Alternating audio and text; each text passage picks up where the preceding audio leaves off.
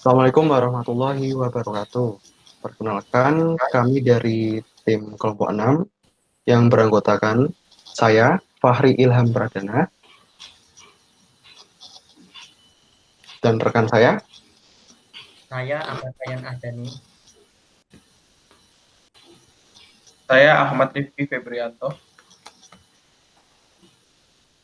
Saya Zulfikar Mubarak Maren Kaputra. Saya Ibnu Ahmad Kamal. Di sini kami mencoba untuk mempresentasikan tugas besar dari PAIM. Nah, untuk topik yang kami usulkan adalah aplikasi kesehatan mental mahasiswa. Jadi, aplikasi ini bertujuan sebagai tempat atau teman curhat mahasiswa yang sedang mengalami gangguan mental seperti depresi, kelelahan mental, dan lain sebagainya. Jadi, di masa pandemi ini banyak masalah yang dihadapi oleh mahasiswa. Nah, aplikasi ini bertujuan untuk mengklasifikasikan apa saja penyakit mental yang dialami oleh mahasiswa, sehingga harapannya aplikasi ini dapat memberikan rekomendasi aksi dari penyakit mental yang dialami mahasiswa.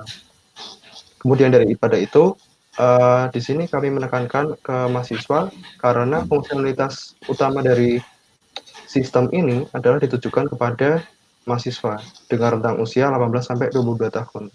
Nah, di aplikasi kami ini dilibatkan juga DPA sebagai pembimbing mahasiswa, sehingga fungsi DPA ini akan menjadi konsultan atau teman curhat secara personal daripada mahasiswa itu sendiri. Kemudian untuk alur kerja sistem akan dijelaskan oleh rekan saya. Oke. Untuk alur kerja sistem sendiri, untuk pertama mahasiswa melakukan pemeriksaan mental. Nah, caranya itu mahasiswa masuk ke halaman utama, kemudian mengklik tombol chat untuk melakukan pemeriksaan mental.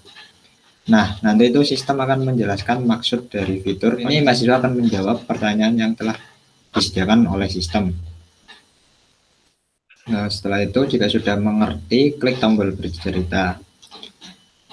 Lanjut, mahasiswa akan menjawab pertanyaan pada sistem, dan jika mahasiswa selesai menjawab pertanyaan dari sistem, maka sistem akan memberikan presentasi ke mahasiswa mengenai hasil setelah menjawab pertanyaan dari sistem dan akan memberikan rekomendasi ke mahasiswa mengenai cara untuk menyembuhkan depresi yang dialami oleh si mahasiswa tersebut. Terus yang kedua, riwayat pemeriksaan. Nah, caranya itu pertama mahasiswa mengklik tombol riwayat. Nah, sistem akan menampilkan daftar riwayat pemeriksaan mahasiswa keseluruhan. Untuk alur kerja sistem selanjutnya mungkin akan dilanjutkan oleh rekan saya. Yang ketiga, pada alur kerja sistem yaitu mahasiswa melakukan konsultasi. Yang pertama, mahasiswa melakukan klik tombol konsultasi. Setelah itu, sistem akan menampilkan halaman pembuka penjelasan mengenai fitur konsultasi. Setelah itu, mahasiswa mengklik tombol mulai konsultasi dan sistem akan menampilkan halaman konsultasi ke mahasiswa untuk berkonsultasi ke DPA-nya. Yang keempat yaitu mahasiswa membuat jadwal bimbingan dengan DPA. Alur kerjanya yaitu mahasiswa telah selesai melakukan pemeriksaan. Yang kedua, mengetuk tombol buat jadwal. Yang ketiga, mahasiswa mengisi form detail jadwal. Setelah itu, mahasiswa mengetuk tombol simpan jadwal dan lalu sistem akan menambahkan reminder ke Google Calendar mahasiswa. Dan alur kerja sistem yang terakhir yaitu dosen melakukan bimbingan mahasiswa. Alur kerjanya yaitu mahasiswa telah selesai melakukan pemeriksaan. Setelah itu mahasiswa telah membuat jadwal, lalu dosen akan membuka jadwal. Setelah dosen membuka jadwal, dosen akan mengetuk jadwal konsultasi dan sistem akan menampilkan halaman chat. Presentasi selanjutnya adalah presentasi kebutuhan data.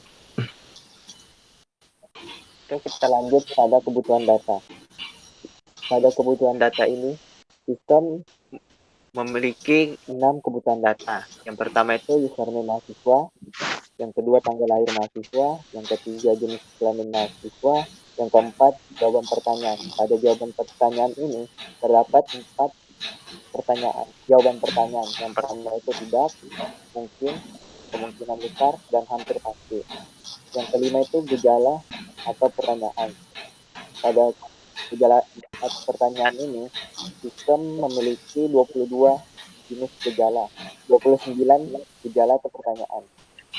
Yang pertama itu merasa sedih, yang kedua kelelahan melakukan aktivitas, yang ketiga kurang berkonsentrasi, yang keempat mudah bosan, yang kelima sering melamun, keenam tidak bersemangat, yang ketujuh merasa risau, yang ke-8 pesimis mengenai masa depan, ke-9 sering menangis dengan alasan yang tidak jelas, yang ke-10 mempunyai gangguan tidur atau insomnia, yang ke-11 itu sering cemas, ke-12 kecewa dengan diri sendiri, yang ke-13 terganggu dengan segala hal, ke-14 lebih sering terlihat murung, yang ke-15 kehilangan minat dalam kegiatan atau hobi, ke-16 merasa kesepian, ke-17 itu mempunyai perasaan bersalah, yang ke-18 mempunyai perasaan dihukum, 19 mempunyai perasaan benci terhadap diri sendiri, yang ke-20 itu mudah tersinggung, ke-21 itu kehilangan selera makan, yang ke-22 itu khawatir tentang penampilan, ke-23 itu lebih sensitif atau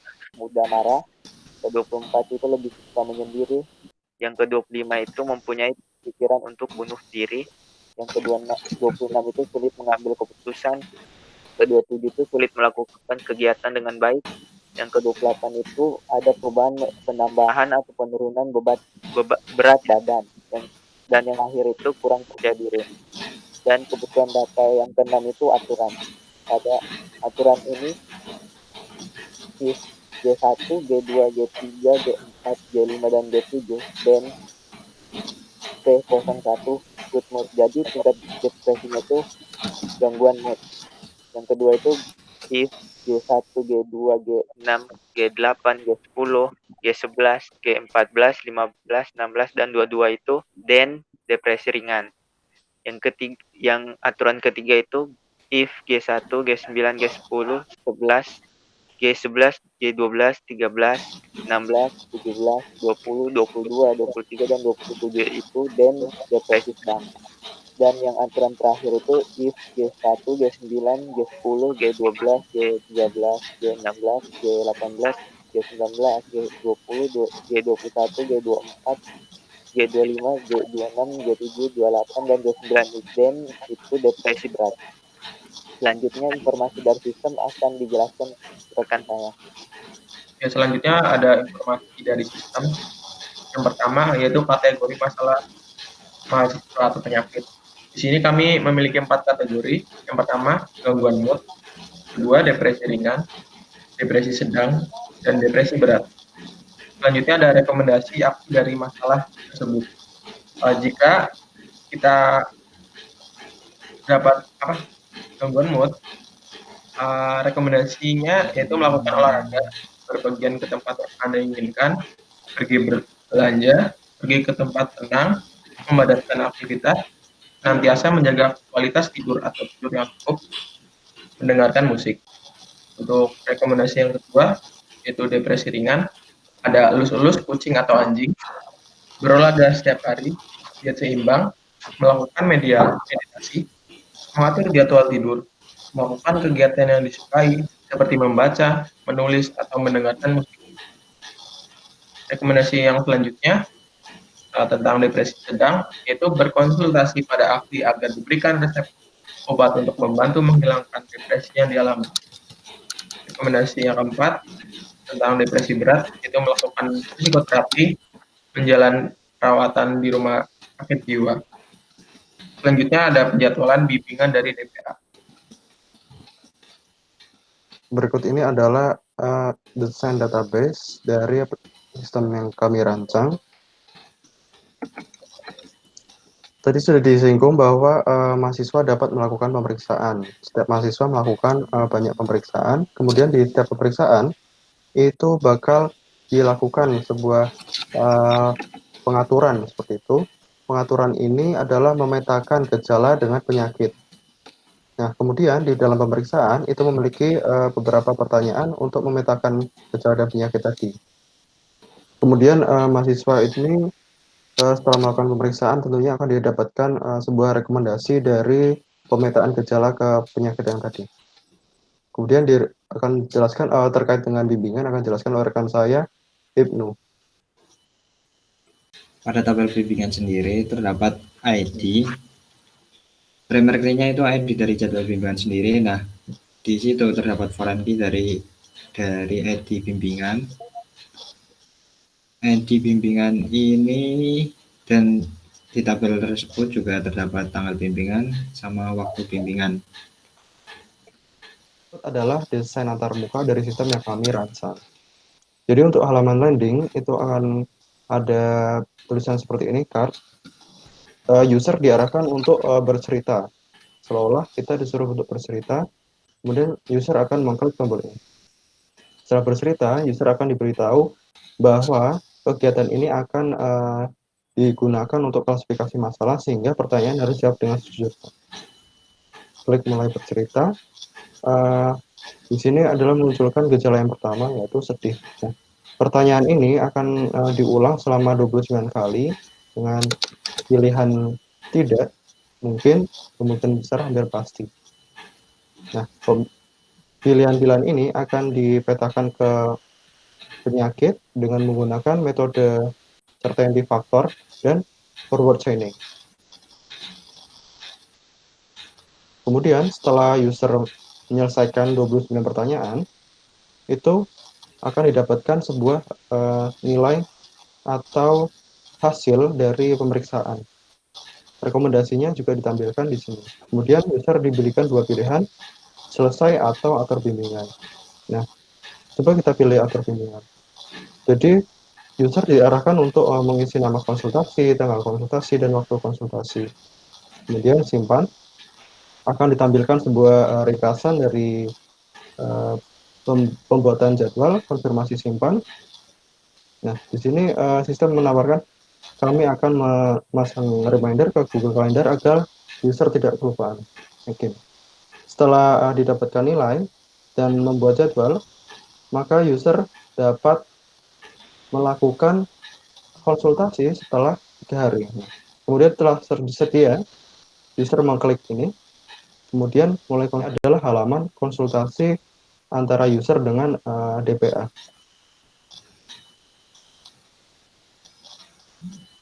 Berikut adalah data dari hasil pemeriksaan. Jadi setiap pemeriksaan akan direkam dalam 1 minggu. Ditampilkan dalam 1 minggu dan nilai dari perhitungan pemeriksaan. Kemudian bisa dilihat solusinya juga, rekomendasinya apa, tersimpan semua.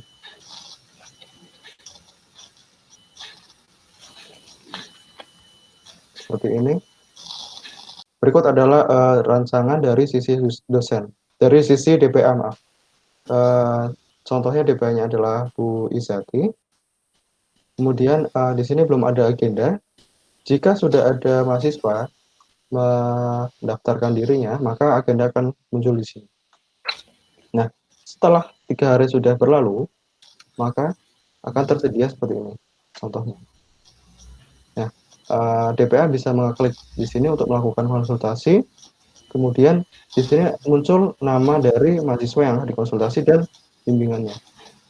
Mulai konsultasi. Di sini konsultasi adalah chat seperti biasa. Selesai konsultasi bisa. Kemudian riwayat konsultasi bisa dilihat juga berdasarkan data dari hasil seminggu konsultasi. Kita lihat chat. Di sini riwayat chatnya. Oh iya, ini kelupaan. Di sini apabila konsultasi belum dimulai, maka mahasiswa belum bisa melakukan konsultasi. Sehingga yang bisa dilakukan oleh mahasiswa adalah menunggu dan melihat riwayat konsultasi. Kemudian, jika mahasiswa belum melakukan pembuatan jadwal, maka akan muncul tampilan seperti ini. Nah, kemudian user diarahkan untuk membuat jadwal. Kan?